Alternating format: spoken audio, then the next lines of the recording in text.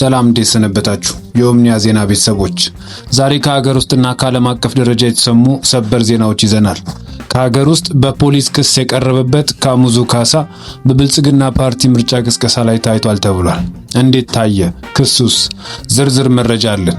ከውጭ አሜሪካ ኢራንን በመደራደር ምክንያት እያሳበበች ጥቃት እየፈጸመችባት ነው። ዛሬም ከባድ ጥቃት ተፈጽሟል። ስለዚህ ዜና ዝርዝር መረጃ አለን። ቻናላችንን ሰብስክራይብ በማድረግ አብራችሁን ቆዩ።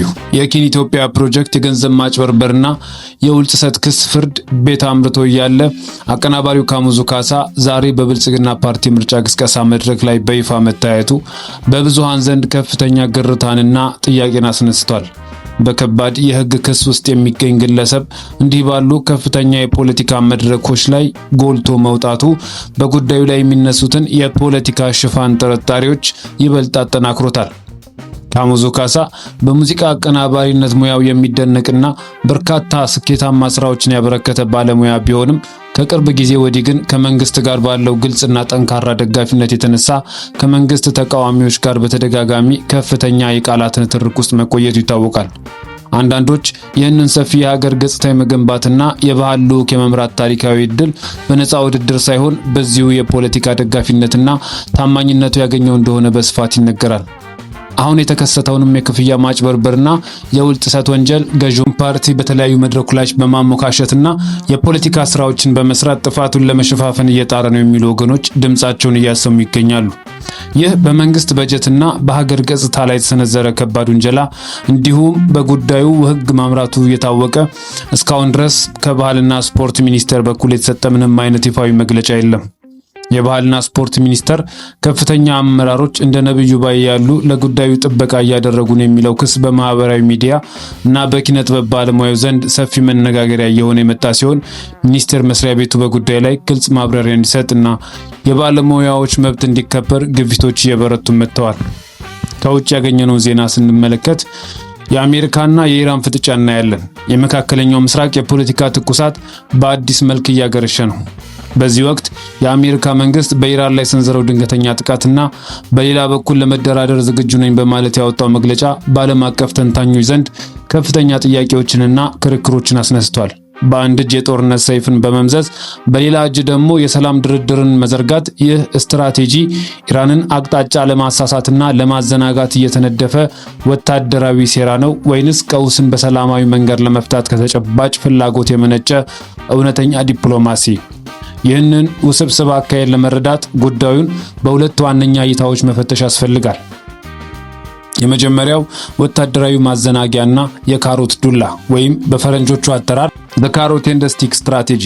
ብዙ የፖለቲካዊና የወታደራዊ ጉዳዮችን ተንታኞች ዋሽንግተን ሰሞኑን ያሳየችውን አቋም እንደ ዲፕሎማሲያዊ ማታለያ ይተረጉሙታል። ለዚህም የሚያቀርቧቸው ምክንያቶች አሳማኝ ናቸው። የተቃዋሚን ዝግጁነት ማዳከም። በወታደራዊ ሳይንስ ውስጥ ጥቃት ከመፈጸሙ በፊት ወይም ከፈጸሙ በኋላ የድርድር ጥሪ ማቅረብ ተቃዋሚው አካል ቀጣዩን እርምጃ በልበ ሙሉነት እንዳይወስን እንዲወላውልና በሐሳብ እንዲከፋፈል ለማድረግ የሚረዳ ስልት ነው። ሌላኛው የውስጥ ኃይልን መልሶ ማደራጃ ጊዜ ማግኘት።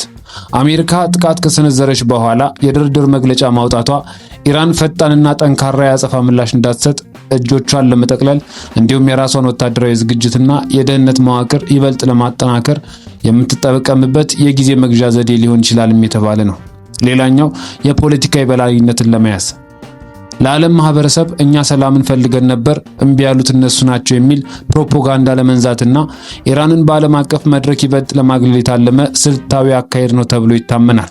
ሌላው ሁለተኛው ሐሳብ ደግሞ ካለፈው ታሪክ የተወሰደ ትምህርት እንደሆነም ተነግሯል። ባለፉት 10 ዓመታት በአሜሪካና በኢራን መካከል የነበረውን ግንኙነት ስንቃኝ ዋሽንግተን መሰል የድርድር ጥሪዎችን አቅርባ በኋላ ግን ማዕቀቦችን ስታጠናክር ወይም ተጨማሪ ጥቃቶችን ስትሰነዝር ታይቷል። በመሆኑም የቴህራን መሪዎች የአሁኑን የድርድር ጥሪ በቅን ልቦና ከመቀበል ይልቅ የተሸሸገ ወታደራዊና ኢኮኖሚያዊ ጫና ማሳደሪያ አድርገው የመመልከት እድላቸው ሰፊ ነው። ሌላኛው የምንመለከተው ደግሞ በመጀመሪያው የዜና ክፍላችን እንዳየነው የአሜሪካና የኢራን ፍጥጫ ማታለያ እንደሆነ የተነገረ እንደሆነም አይተናል። አሜሪካ በኢራን ላይ ጥቃት የሰነዘረችው የተወሰኑ ስልታዊ ግቦችን ለመምታት ነው። ለምሳሌ ማሳሰቢያ ለመስጠት ወይም የተወሰኑ ጥቅሞቿን ለማስከበር። እንጂ በቀጥታ ወደ ሁለንተናዊ የረጅም ጊዜ ጦርነት ለመግባት እንዳልሆነ በርካታ የዲፕሎማሲ ባለሙያዎች ይስማማሉ። የጦርነቱ ዋጋ ምንድን ነው?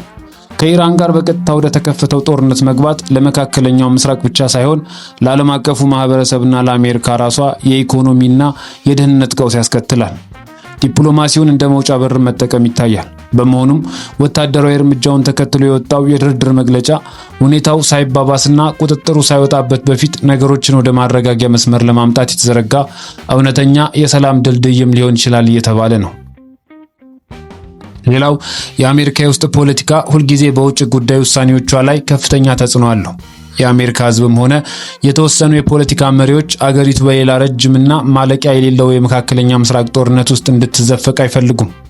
ዋሽንግተን ጥቃት ከሰነዘረች በኋላ የድርድር መግለጫ ማውጣቷ ለራሷ ሕዝብና ለተቃዋሚዎቿ እኛ ግጭት አጫሪ አይደለንም፣ አማራጭ ሲጠፋ እርምጃ ወሰድን እንጂ አሁንም ለሰላም ዝግጁ ነን የሚል የእውነት መልእክት ለማስተላለፍ የፈለገችበት አካሄድ ተደርጎም ሊወሰድ ይችላል። ሌላው በግልጽ የተቀመጠው ነገር የዛሬውን ጥቃት ተከስቶ የአጋር ሀገራት ተጽዕኖም ሊሆን ይችላል ብሎ ታምኗል። የአሜሪካ የቅርብ አጋር የሆኑት የአውሮፓና የክልል ሀገራት በመካከለኛው ምስራቅ የሚቀሰቀሱ ሰፊ ጦርነት በቀጥታ የነዳጅ ገበያውን ስለሚያናጋውና የስደተኞች ቀውስ ስለሚፈጥር ከፍተኛ ስጋት አላቸው።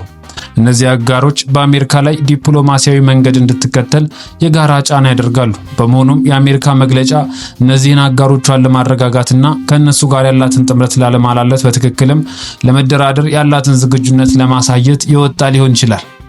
በአጠቃላይ ሲታይ የአሜሪካ አካሄድ የኃይል እርምጃን ከዲፕሎማሲ ጋር አጣምሮ የመጓዝ ጥንታዊ ስልት ነጸብራቅ ነው ተብሎ የተነገረ ነው።